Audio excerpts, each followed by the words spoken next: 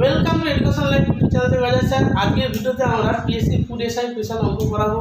WB তো এরকম পরীক্ষা আসে, ভিডিও শেষ পর্যন্ত দেখতে হবে।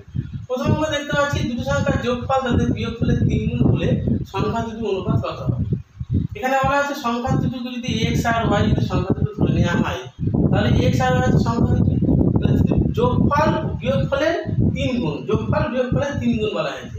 তাহলে আমরা শর্তটা কি পাচ্ছি, x plus y equal to যদি 3 গুণ x মাইনাস ওয়াই হয়, অর্থাৎ বিয়োগফলের 3 গুণ হচ্ছে যোগফল। তাহলে এখান থেকে আমরা কি পাচ্ছি যে x plus y equal to 3x minus 3y। তাহলে এই পাশে চলে আসছে কত হচ্ছে 3x, এই পাশে আছে মাইনাস 2x হচ্ছে, এবং মাইনাস প্লাস উপরে গেলে মাইনাস i, অর্থাৎ মাইনাস 4y হয়ে গেল। তাহলে আমরা দেখতে পাচ্ছি যে এখানে মাইনাস মাইনাস দুপাশে কাটা যাচ্ছে, এবং x এর তলায় যদি y চলে আসে তাহলে 4 এর তলায় 2 চলে আসছে, কাটলে কত 2 1। তাহলে x is to y অর্থাৎ 2 is to 1, মানে কি যে দুটো সংখ্যা অনুপাত হলো 2 is to 1। এই ধরনের অঙ্ক পরীক্ষা কিন্তু খুব আসে। পরের অঙ্কে আছে যে 2 is to 3 এবং b is to c কত বলা হয়েছে, b is to c বলা হয়েছে 4 is to 5। এখান থেকে বলা হচ্ছে যে 5a is to 3c বার করতে হবে। এটা সমান কত, তাহলে a is to b equal to 2 is to 3, b is to c কত বলা হয়েছে 4 is to 5। আমরা তাহলে এখান থেকে a b টা যদি মাঝখানে উঠে যায়, তাহলে আমরা এখানে কি পাচ্ছি, আমরা এখানে পাচ্ছি a by b into b by c যদি করি, তাহলে b কাটা যাচ্ছে, তাহলে কি পাচ্ছে যে 2/3, a by b হলো 2/3 into 4/5 যদি এখানে করা হয়, তাহলে b কাটা গেছে, a is to c, a is to c কত পেলাম, যেহেতু কাটাকুটি যাচ্ছে না 4 দুগুণে 8, 3 5 15। তাহলে এখানে 8 আর 15 পেলাম a is to c। বার করতে বলা হয়েছে কি যে 5a, এখানে বলা হচ্ছে যে 5a is to কত 3c বার করতে হবে। তাহলে আমরা যদি এখানে কি করি যে 5a আর 3c, অর্থাৎ a is to c কে এখানে কি করব, এখানে 5a is to 3c বার করতে গেলে এখানে 5 দিয়ে উপরটাকে গুণ করব, নিচেকে 3 দিয়ে গুণ করব।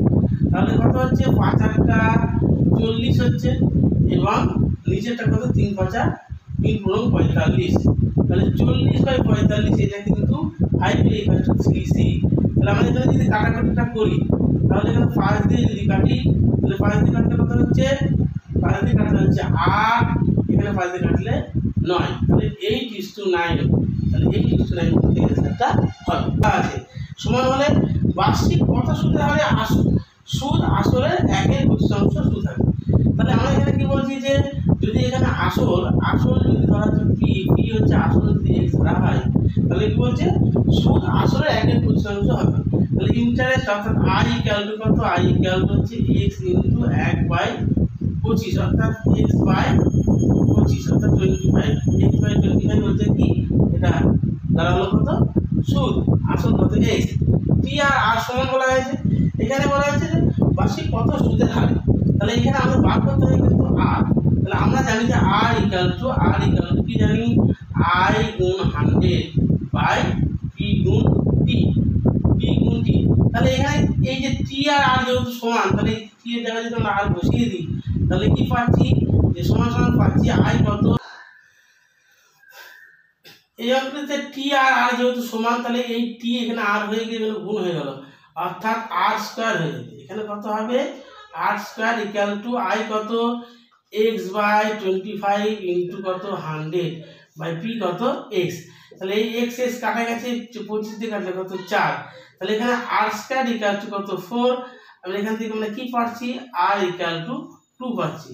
অর্থাৎ রেট অফ ইন্টারেস্ট কত বলা হয়েছে, এই রেট অফ ইন্টারেস্ট এখানে হয়ে গেল 2% রেট অফ ইন্টারেস্ট। পরের অঙ্ক দেখতে পাচ্ছি যে কোন টাকা মানে কোন টাকা 15 বছরে 3 গুণ হয়, সুদের হার কত। তাহলে হচ্ছে কোন টাকা, তাহলে কোন টাকা p ইকুয়াল টু কত ধরলাম, p ইকুয়াল টু x ধরলাম। p ইকুয়াল টু যদি x ধরি, এখানে p ইকুয়াল টু আমরা কত ধরলাম, x ধরলাম। কোন টাকা বলছে 15 বছরে 3 গুণ হয়, সুদের হার কত।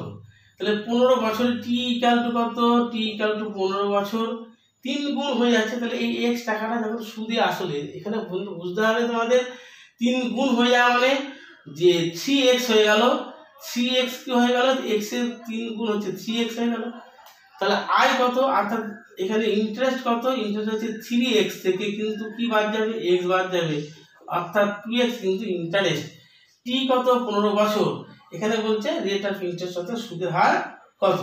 তাহলে আমরা এখানে কি জানি যে r ইকুয়াল টু কি জানি, এখানে আমরা জানি r ইকুয়াল টু i গুণ 100 বাই p গুণ t।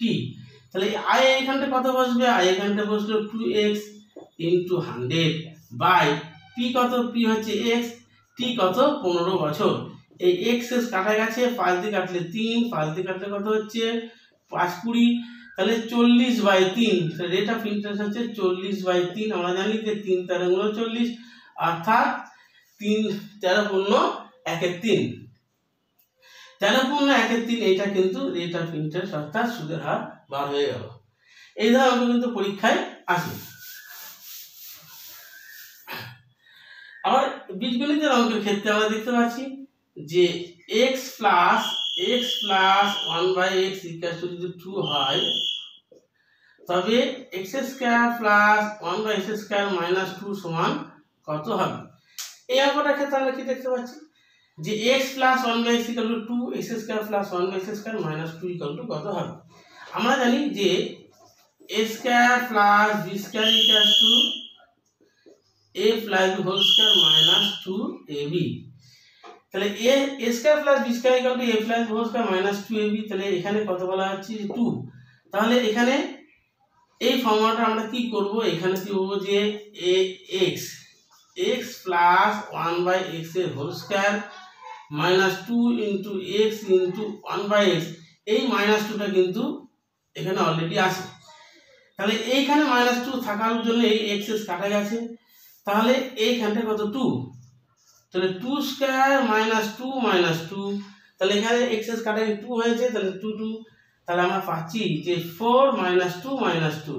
তাহলে কত পেলাম যে এটা কেটে গেলে কত 0 হয়ে গেল। তাহলে অ্যানসারটা কত হলো 0। ভিডিওটি ভালো লাগলে লাইক কমেন্ট করতে হবে। দেখা হচ্ছে